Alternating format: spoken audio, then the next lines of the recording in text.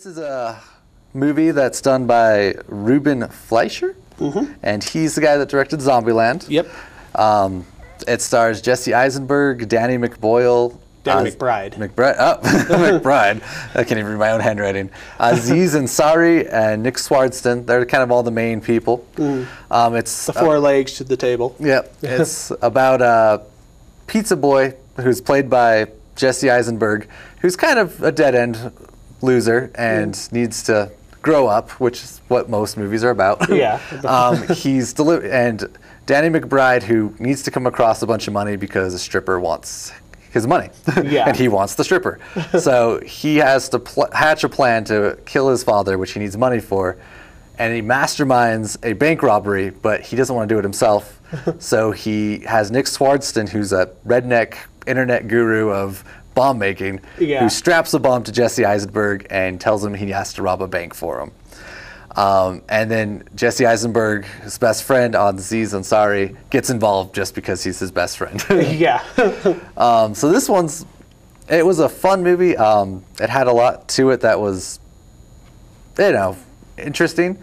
But I think this plot was too serious to try to be a comedy. I think what it is, I understand that you can turn pretty serious things to funny. Yeah. But I honestly think that this plot just had to be a serious movie. If it was a serious movie, I probably would have loved it. But yeah, it was apparently based on some things that actually happened, like loosely based on the real thing. Yeah, so you kind of, also that was in the back of my mind too, is I think this is a true story, which kind of was messing with my mind a bit. I'm like, I don't know. Is it too soon? Is this the 9/11 of bomb strapping movies? I don't know. But also, other than that, it wasn't actually all that funny. There was not much, there were a couple things from, when I think it's Aziz is the best part. He freaks out a lot and has a lot of good one-liners. Yeah. McBride has a couple spots where they're supposed to play kind of mentally challenged. They're supposed to be below average intelligence. Yeah. And there's this really great, the only scene that I liked when they first exposed Jesse Eisenberg to the bomb on his chest. Yeah. And they have this really great back and forth all of a sudden. And they seem way too smart for the characters. And I'm like, well, that's the best part of the movie. But then after that, they go back to being idiots. And I don't know. It seems like there was a lot missing to this movie. Besides, the plot was okay. But it was trying too hard to be something it couldn't be. And no one really was trying. I think this was kind of I know this guy. Let's do this movie with him. And a little lazy. Yeah, a little lazy on every other aspect. And so I was very disappointed. Gave it a C. Gave it a C. Yeah, I think actually, I had a B-, but you've converted me. C+. I feel like there's like Paul. This is a lot like Paul in the same way that there's a lot there in the concept, and it could be so funny. And there's a few scenes I think really, really are good and work. And I really like the bank robbery scene. Yeah.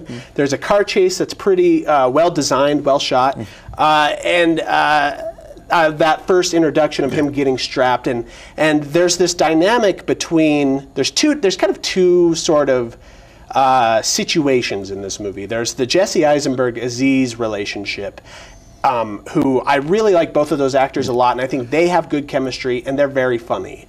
And then there's the Nick Swardsen Danny McBride relationship, who Danny McBride has been all over the place lately, and I feel like there's a very little he can do as an actor. He plays a very specific kind of character, and I feel like that character does not deserve to carry a movie, and I don't feel like he really can. And Nick Swardsen the same. I actually think he's kind of awful. And so when the scenes shift to just them, I feel like the movie's just like, you're just waiting for the Eisenberg and Zari stuff again. And I feel like the dialogue was probably punched up by whatever comedians were working on their character. So the dialogue is as good as that comedian is. And with a lot of it seems like a comedy that thinks that the funniest thing in the world is swearing a lot. Yeah. And being vulgar. And I don't have a problem with that in general if it's funny, but it feels like it was just trying to create laughs that weren't there, or trying to pick up scenes that weren't really moving. And I feel like for an 83-minute movie, it kind of drags a lot in the middle. And when I came out of the movie, I said, you know what? This would be the movie that the most satisfying way to watch it is homesick, poorly edited on Comedy Central. Like when you're watching it sideways, it'll be very satisfying. But don't pay $8 to go see it. No, that was a mistake. All right, so that's our show today.